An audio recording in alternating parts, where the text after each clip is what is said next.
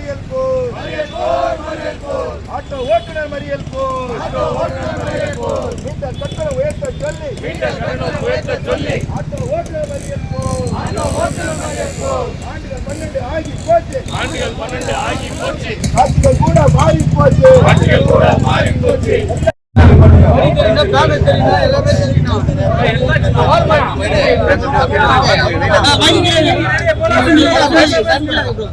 கடந்த ஒரு 12 வருட காலமாக உயர்த்தப்படாத மீட்டர் கட்டணத்தை உயர்த்த கோரியும் ஆன்லைன் அபராதத்தை ஆட்டோவுக்கு விலக்கு கொடுக்க கோரியும் மற்றும் பைக் டாக்ஸியை முறைப்படுத்த கோரியும் மற்றும் ஆன்லைன் அபராதத்தை இந்த ஆட்டோ தொழிலாளிக்கு விதிக்கப்படும் ஆன்லைன் அபராதம் கடுமையான அபராதமாக உள்ளது.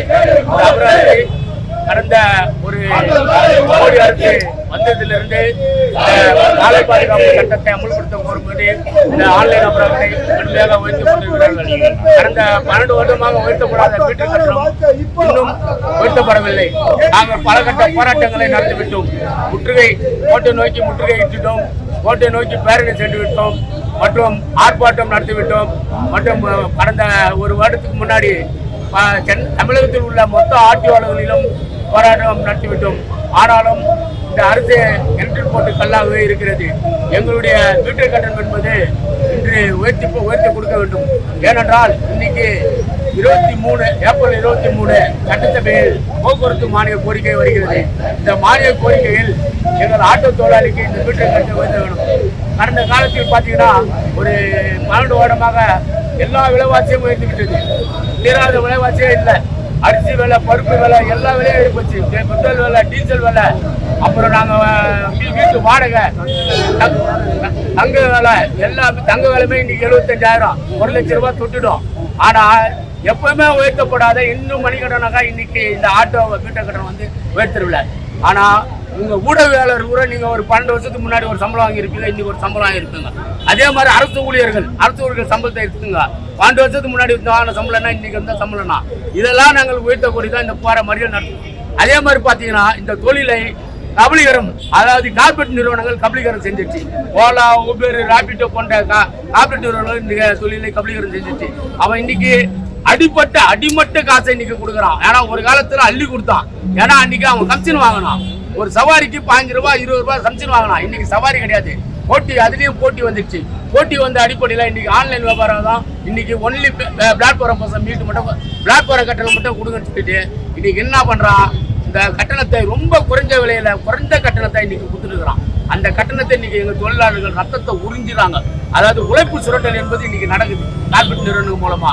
அதனால எங்களுக்கு இந்த அரசாங்கம் ஒரு ஆபை உருவாக்கி கொடுக்கணும். இந்த அரசாங்கம் பணத்துல எங்களுக்கு ஆபை உருவாக்கி கொடுக்க தேவையில்ல. அமைப்பு சாரா ஓட்டுநர் வாரியத்தில் பல கோடி 500 கோடிக்கு மேல இருக்குது. அந்த அமைப்பு சாரா ஓட்டுநர் வாரியத்திலிருந்து எங்களுக்கு பணத்தை எடுத்து தமிழக அரசு ஒரு ஆபை உருவாக்கி இந்த தொழிலை பாதுகாக்கணும்னு கேட்டுக்கிறோம். அதே மாதிரி பாத்தீங்கன்னா இன்னைக்கு டூ வீலர் பைக் டாக்ஸி என்பது கட்டுக்கடங்காமல் இன்னைக்கு எங்க பார்த்தாலும் ஓடுது. அது ஒரு முறைப்படுத்துது. அதாவது ஒரு பொது போக்குவரத்துனா அந்த பொது போக்குவரத்துக்கு எஃப்சி இருக்குது, பர்மிட் இருக்குது, லைசன்ஸ் இருக்குது, எல்லாமே இருக்குது. ஆனா எதுவுமே இல்லாம ஒரு ஒயிட் போர்டை எடுத்துட்டு வந்து இன்னைக்கு இந்த டூ வீலர் பைக் டாக்ஸி ஓடுது. இந்த டூ வீலர் டாக்ஸியால பல விபத்துகள் ஏற்படுது. அதனால எங்க தொழில் பாதிக்கப்படுது. அதே மாதிரி பாத்தீங்கன்னா டூ வீலர் பைக் டாக்ஸி எப்படி நீங்க அனுமதி கொடுக்குறீங்களா, ஒயிட் போர்டுக்கு எப்படி கொடுக்குறீங்களா, அதே மாதிரி எங்களுக்கும் கொடுத்துருங்க அவுட் பேட்டை. நாங்களும் எஃப்சி பண்ண மாட்டோம், நாங்களும் பர்மிட் ரினியூவல் பண்ண மாட்டோம். எங்களுக்கு லைசன்ஸ் தேவையில்லை. ஒண்ணுமேல ஒரு 5000 ரூபாய் பெருமான வண்டி எடுத்துட்டு வந்து ஓட்டிட்டு போறான். 3 லட்சம் ரூபாய் பெருமான பைக்கை கொண்டு போய் காலேஜ் வாசல்ல நிக்கிறான். காலேஜ் சவாரி எடுத்துட்டு போறான். அவனுடைய நோக்கம் அந்த குடும்பத்தை காப்பாற்றுற நோக்கமா கிடையாது. பொழுதுபோக்குக்காக இன்னைக்கு பல தோழர்கள் இன்னைக்கு அந்த வண்டியை ஓட்டுறாங்க. சாதாரணமா வச்சுக்கன்னா இங்க இருந்து வக்கீல் போறாரு சவாரி ஆன் பண்ணிட்டு இங்க இருந்து வக்கீல் போறாரு. அதே மாதிரி பாத்தீங்கன்னா காவல்துறை நண்பர்கள் வேலை ஒயிட் சட்டை போட்டுக்கிட்டு அவங்க சவாரி பாக்குறாங்க. இப்படி பல அரசு துறையில வேலை செய்யறவங்க போறாங்க. 2 வருமானம், 3 வருமானம், 4 வருமானம் அவங்க செய்யறாங்க. ஆனா எங்களுக்கு இருக்கிறது இதான் வாழ்வாதாரம். இதே எங்களுக்கு வாழ்வாதாரம். இந்த வாழ்வாதாரத்தை நாம நாங்க பாதுகாக்கணும். அந்த பாதுகாக்கும் நோட்டத்துல தான் இந்த போராட்டத்தை நடத்துறோம். அதே மாதிரி பாத்தீங்கன்னா ஆன்லைன் அபராதம் என்பது இன்னைக்கு ஒவ்வொரு ஆட்டோக்கும் எஃப்சிக்கு போகும்போது 20,000 30,000 பயன் வருது. இதெல்லாம் ஏற்றுக்கக்கூடியதா? என்னைக்கு மோடி மத்தியில் ஆட்சியில் உட்காந்தாரா 2014 அன்னிலேருந்து இந்த ஆன்லைன் அபராதத்தை அமுல்படுத்துறது துடிச்சிட்டு இருந்தாரு. ஆனா தமிழக அரசு முதல்வர் ஜெயலலிதா அவர்கள் என்ன சொல்லிட்டு இருந்தாரு, எந்த திட்டத்தையும் மத்திய அரசு திட்டத்தை எதையுமே நான் அமுல்படுத்த மாட்டேன்னு சொல்லிட்டு அந்த மத்திய அரசு திட்டங்கள் மொத்தத்தையும் இன்னைக்கு அமுல்படுத்திட்டு இருக்கிறாரு. அதன் விளைவாக தான் இந்த ஆன்லைன் அபராதம். சாதாரணமா பாத்தீங்கன்னா ஒரு ஆட்டோ தொழிலாளி முந்தானத்து ஒரு எஃப்சி போறாரு, 20,000 ரூபாய் அபராதம் வருது.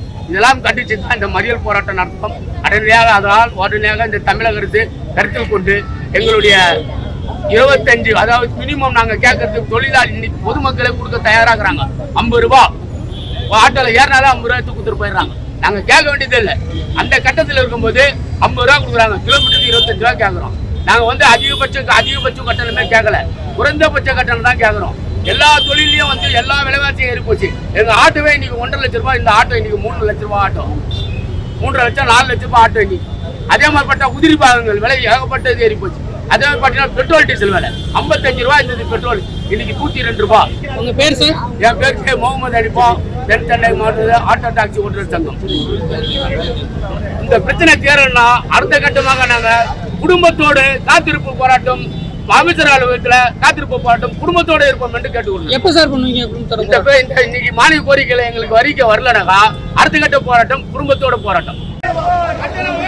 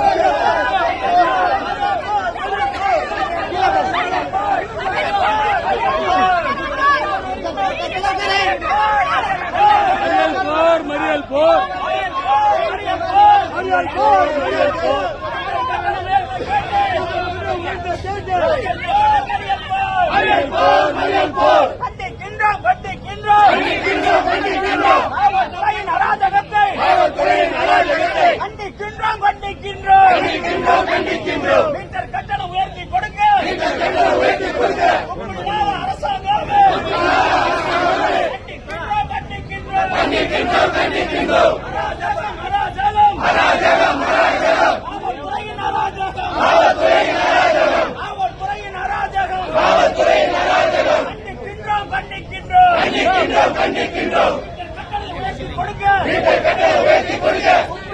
அரசு நிர்வாகம்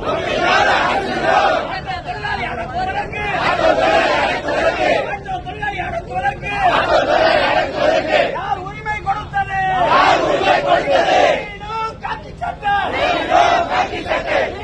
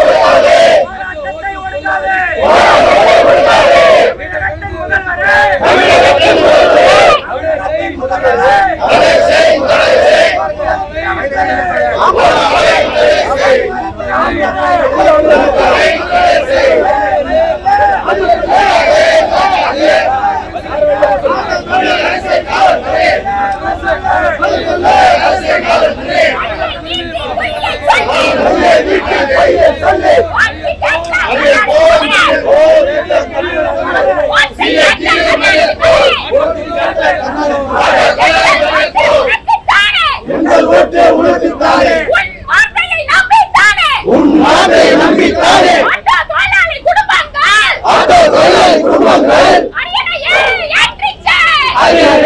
ஏற்றிச்சே ஆட்டோ தொழிலாளி வீதியிலே ஆட்டோ தொழிலாளி வீதியிலே உங்கள் குடும்பம் ஒப்படையிலே உங்கள் குடும்பம் ஒப்படையிலே ஆட்டோ தொழிலாளி வீதியிலே ஆட்டோ தொழிலாளி வீதியிலே உங்கள் குடும்பம் ஒப்படையிலே உங்கள் குடும்பம் ஒப்படையிலே பதில் சொல்லு பதில் சொல்லு பதில் சொல்லு பதில் சொல்லு முத்தவே கருணாநிதி முத்தவே கருணாநிதி மகனே பதில் சொல்லு மகனே பதில் சொல்லு முத்தவே கருணாநிதி முத்தவே கருணாநிதி மகனே பதில் சொல்லு மகனே பதில் சொல்லு ஆட்டோ தொழிலாளி நாங்களா ஆட்டோ தொழிலாளி நாங்களும் தமிழ்நாட்டு மக்கள் தானே தமிழ்நாட்டு மக்கள் தானே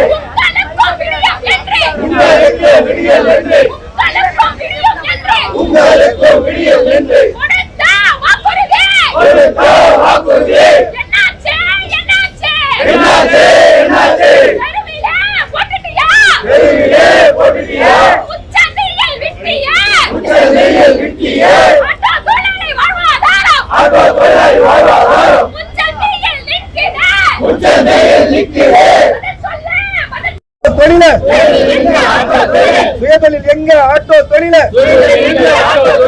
அடித்தொழிக்கும் கார்பரேட்டர் தூக்கி சுமக்கு தமிழக அரசு தூக்கி போடு தூரம் போடு ஓலா ஊப்பர ஓரம் போடு ஓலா ஊப்பர ஓரம் போடு மீட்டர் கட்டணம் மாற்றிக்கோடு அரசின் செயலியை செயல்படுத்து தடை செய் தடை செய் பைக் டாக்ஸி தடை செய் வெக்க கேடு மான கேடு வெக்க கேடு மான கேடு விலையை ஏற்றி விட்ட மின்சார கட்டணம் ஏற்றி விட்ட இதுல கியூஆர் மாட்டி விட்ட தமிழக அரசு தடை செய் பைக் டாக்ஸி தடை செய் வெக்க கேடு மான கேடு ஆட்டோ காலை ஓரம் கட்டி சாலையில் ஓடுது வைத்தாச்சு கையை கட்டி வாயை பொத்தி 12 வருட காலமாக உயர்த்தாத மீட்டர் கட்டணத்தை உயர்த்த கோரியும் ஆன்லைன் அபராதத்துக்கு ஆட்டோவுக்கு விலக்கு கொடுக்க கோரியும் மற்றும் பைக் டாக்ஸியை தடை செய்ய கோரியும் நம்முடைய நீண்ட கால கோரிக்கையாக இந்த கோரிக்கையை கடந்த ஒரு 10 ஆண்டு காலமாக போராடி பலகட்ட போராட்டங்களை நடத்திவிட்டோம். கோட்டையை நோக்கி சென்று விட்டோம் மற்றும் உண்ணாவிரதம் இருந்து விட்டோம், பேரணி சென்று விட்டோம், பலகட்ட போராட்டங்களை நடத்திவிட்டோம். ஆனால் இந்த அரசாங்கம் எதையும் காதில் வாங்கிக் கொள்ளாமல் சங்காவே இந்த அரசாங்கம் இருந்து கொண்டிருக்கிறது. இதை கண்டித்துதான் இன்று பல இடங்களில் மறியல் முற்றுகை போராட்டம் நடக்குது. நம்ம தென்சட்டை மாவட்டம் சார்பாக முற்றுகை போர் மறியல் போரை நடத்தி கொண்டிருக்கிறோம். இந்த மறியல் போரில் கலந்து கொண்ட அனைத்து தோழர்களுக்கும் ஆட்டோ டாக்ஸி ஓட்டும் சங்கத்தின் சார்பாக முதற்கண் வணக்கத்தை தெரிவித்துக் கொண்டு புரட்சிகரமான உங்கள் வாழ்த்துக்களை தெரிவித்துக் கொண்டு தோழர்களே, நமது போராட்டத்தை வாழ்த்தி நம்முடைய மாநில சம்மேளன தலைவர் தோழர் வி. குமார் அவர்கள் இப்பொழுது கண்டன உரையாற்றுவார். இந்த போராட்டத்துடைய தலைவர் மரியாதைக்குரிய தோழர் அனிபா அவர்களே, பொதுச் செயலாளர் உமாபதி அவர்களே, சம்மேளனத்துடைய பொதுச் செயலாளர் மரியாதைக்குரிய தோழர் சிவாஜி அவர்களே, ஆட்டோ ஓட்டுநர்களே, தொழிலாளர் தோழர்களே, உங்கள் அனைவருக்கும் என்னுடைய முதற்கண் வணக்கம். நம்ம அறநிலையத்துறை அமைச்சர் சேகர் பாபு கோயில் உண்டியல் வசூலெல்லாம் கேட்கிறார். நம்ம உண்டியலை ஸ்டாலின் கிட்ட கேட்கல, உண்டியல் வருமானத்தை கேட்கல, அல்லது செந்தில் பாலாஜி மாதிரி மாசத்துக்கு 1000 கோடி ரூபாய் நாங்க ஊழல் பண்ணுவதற்கு அனுமதி தான் கேட்கிறாரு பாருங்க, அதை கேட்கல. எங்களுடைய வாழ்வாதார பிரச்சனை 12 ஆண்டு காலமாக மீட்டர் கட்டணம் உயர்த்தப்படவில்லை, அதை உயர்த்தி கொடுன்னு கேட்க. ஆன்லைன் அபராதத்தை ரத்து செய்ய வேண்டும் என்று கேட்கின்றோம். அதே போன்று ராபிடோ பைக் டாக்ஸியை முறைப்படுத்த வேண்டும் என்று கேட்கின்றோம். தமிழக அரசே ஒரு செயலியை உருவாக்க வேண்டும் என்று கேட்கின்றோம். ஆனா இதெல்லாம் நம்முடைய முத்தமிழ் கலைஞர் டாக்டர் ஸ்டாலினுக்கு தெரியல. எனக்கு என்னன்னா, அவங்க அப்பா ஒரு படத்துல வசனம் எழுதியிருப்பார், மந்திரி குமாரின் படம், கலைஞர் வசனம். அந்த படத்துடைய கதாநாயகன் எம்ஜிஆர், கதாநாயகி VN ஜானகி. அந்த படத்துல அமைச்சரா வரக்கூடியவரு எம்ஜிஆருடைய அண்ணன் MG சக்கரபாணி. அந்த படத்துல ஒரு வசனம் வரும். MG சக்கரபாணி என்ன பண்ணுவாருன்னா, எம்ஜிஆர் கூப்பிடுவார், பக்கத்து நாடுகள்ல நடைபெறக்கூடிய சம்பவங்களை எனக்கு சொல்லணும், அதே நேரத்தில் நீ யாருன்னு அவங்க கண்டுபிடிச்சிட கூடாது அப்படின்னு சொல்லுவார். நீ அப்படி கண்டுபிடிச்சுட்டா என்ன பண்ணுவேன்னு கேட்பாரு MG சக்கரபாணி எம்ஜிஆரை பார்த்து. அப்ப எம்ஜிஆர் சொல்லுவாரு, என்னிடம் வாழ் இருக்குது, எடுத்து சொல்றான், நீ அப்படிலாம் சொல்லக்கூடாது. அவங்க எது சொன்னாலும், உன்னை கட்டி வைத்து அடித்தாலும் கூட நீ அமைதியா தான் இருக்கணும், நீ எந்தவித அசையக்கூடாது, பேசக்கூடாதுன்னு அந்த படத்துல ஒரு வசனம் வரும். அப்படி கலைஞர் எழுதிய வசனத்தை ஸ்டாலின் பார்த்தாரா என்னன்னு தெரியல. இவ்வளவு பிரச்சனை நடக்குது, ஆனா அவர் அமைதியா இருக்கிறாரு. ஆனா நாங்க தெளிவா சொல்றோம், எங்களுடைய அருமை தலைவர் VP சின்னன் அவர்கள் தெளிவாக சொன்னார். ஒரு முறை போக்குவரத்து தொழிலாளி போராடுகிற போது அதே எம்ஜிஆர் அவர்கள் பேச மறுத்தார். உடனடியாக எங்களுடைய தலைவர் VP சின்னன் சொன்னார், முதல்வர் அவர்களை பேச வைக்க வேண்டும் என்று சொன்னால், எம்ஜிஆரை பேச வைக்க வேண்டும் என்று சொன்னால் தொழிலாளியுடைய பாஷையில் பேசும் என்று சொன்னார். தொழிலாளியுடைய பாஷை என்பது வேலை நிறுத்தம், சக்கரத்தை நிறுத்துவது. நீங்க பதில் சொல்லணும், நாங்க அடுத்தது வேலை நிறுத்த போராட்டத்தை நோக்கி செல்வோம். என்ன நடந்ததுக்கு இங்க? காவல்துறை நண்பர் எங்களுக்கு ஒன்றும் விரோதி கிடையாது. அவங்க வீட்டு பிள்ளைங்களும் 9 பேர் ஆட்டோ ஓட்டுறாங்க, படித்தவர்களில் இருக்கிறாங்க, டிகிரி முடிச்சவன் இருக்கிறான், BE முடிச்சவன் இருக்கிறான். வாழ்வாதார பிரச்சனை, கோஷம் கொடுத்தாங்க, எல்லா விலையும் ஏறி போச்சு. எந்த விலை ஏறாம இருக்குது? இன்னைக்கு தங்கத்துடைய விலை 8 கிராம் 72,000 ரூபாய். 2013 என்ன விலை வித்துது, இன்னைக்கு என்ன விலை விக்குது? அரிசி, தோரம் பருப்பு, புளி, பூண்டு, உளுத்தம்பருப்பு எல்லாமே ஏறி போச்சு. கல்வி கட்டணம் உயர்ந்து போச்சு, FC கட்டணம் உயர்ந்து போச்சு. இன்னைக்கு எல்லாமே மாறி இருக்கு. ஆனா தொழிலாளருடைய வாழ்வாதாரத்துல எந்தவித மாற்றமும் இல்லை. எவ்வளவு நாளைக்கு நாங்கள் தூய்மையாக இருப்பது? 2021 இதே ஸ்டாலின் அவர்கள் ஆட்சிக்கு வருவதற்கு இந்த தொழிலாளி ஓட்டு போட்டான். மருந்துனாலையும் இந்த தொழிலாளி, ஆட்டோ தொழிலாளி ஓட்டு போட்டான். ஆட்டோ தொழிலாளி குடும்பத்தை சேர்ந்தவர்கள் வாக்களித்தார்கள். ஆட்சி மாற்றம் ஏற்பட்டது. ஆனா ஆட்சி மாற்றத்துக்கு பிறகு நீங்க சொன்ன 510 வாக்குறுதி, தொழிலாளருடைய நலன் சம்பந்த வாக்குறுதி ஏதாவது நிறைவேற்றா? போக்குவரத்து தொழிலாளி போராடுகின்றார், அரசு ஊழியர் போராடுகின்றார், ஆசிரியர்கள் போராடி கொண்டிருக்கிறார்கள், மின்சார ஊழியர்கள் போராடி கொண்டிருக்கிறார்கள், நிறுவனப்படுத்தப்பட்ட தொழிற்சாலையில் பணியாற்றக்கூடிய தொழிலாளி போராடி கொண்டிருக்கிறார். ஆனா எதை பற்றியும் கவலை இல்லை. இன்னைக்கு போக்குவரத்துறை மானியம் கடந்த வாரம் சிவசங்கர் சொன்னார். கடந்த மாதம் என்ன சொன்னாரு? நான்லாம் மீட்டர் கட்டணத்தை உயர்த்துருவோம், ஃபைல் நம்முடைய முதல்வர் கிட்ட இருக்குது, உடனே சைன் போட்டுருவாரு, ஆன்லைன் அபராத ஆட்டோ தொழிலாளி கிடையாது எல்லாம் சொன்னீங்கல்ல. எத்தனை முறை கமிட்டி அமைச்சீங்க? 18 முறை போராடி இருக்கிறோம். ஒரு முறை 2 முறை இல்ல, 18 முறை. அது எவ்வளவு நாள் பொறுமையாக இருப்பது? வருவது 2026ஆம் ஆண்டு சட்டமன்ற தேர்தல். அதை ஞாபகத்தில் வைத்துக் கொள்ளுங்கள். எங்களுக்கு யார் ஆட்சி என்பது முக்கியமல்ல, அந்த ஆட்சி நல்ல ஆட்சியாக இருக்க வேண்டும், அந்த ஆட்சி தொழிலாளிக்கு சாதகமான ஆட்சியாக இருக்க வேண்டும். அதுதான் நாங்கள் விரும்புகிறோம். ஆகவே எங்களுடைய போராட்டத்தை தீவிரப்படுத்துவதோ அல்லது முடிவு கொண்டு வருவதோ அது உங்கள் கையில் இருக்கு. எங்களை பொறுத்தவரை ஒன்றிய மோடி அரசாங்கம் பாஜக இல்லாத ஆட்சி செய்யாத மாநிலங்களை பழி வாங்குகிறது. எங்களுக்கு மாற்று கருத்து இல்லை. போராடி பெறுவோம். மாநில அரசுக்கு வர வேண்டிய நிதியை பெறுவதற்கு மத்திய அரசோடு மோதுவோம், போராடுவோம். மாற்று கருத்து இல்லை. அதே நேரத்தில் தொழிலாளிய வாழ்வாதாரத்தை பாதுகாக்க தமிழக அரசு முன்வர வேண்டும். இல்லை என்று சொன்னால் எங்களுடைய போராட்டம் தீவிரமடையும். அடுத்த கட்ட போராட்டம் மறியல்லாம் கிடையாது. அடுத்த கட்ட போராட்டம் என்பது வேலை நிறுத்த போராட்டமாக இருக்கும். ஆக அப்படிப்பட்ட வேலைநிறுத்த போராட்டத்தை தவிர்ப்பது தமிழக அரசுக்கு நல்லது என்பதை இந்த நேரத்தில் தெரிவித்துக் கொண்டு வாய்ப்புக்கு நன்றி கூறி நம்முடைய போராட்டம் வெல்லட்டும் என்று சொல்லி உங்களுடைய போராட்டத்தை மனமாற வாழ்த்துகிறேன் என்று சொல்லி வாய்ப்புக்கு நன்றி கூறி நிறைவு செய்கிறேன். நன்றி, வணக்கம்.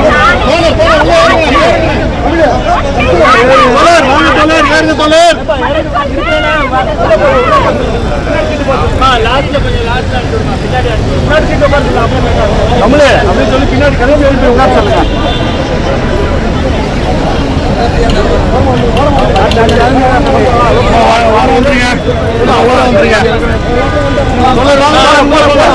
போட்டு ஃப்ரீயா இருக்கு.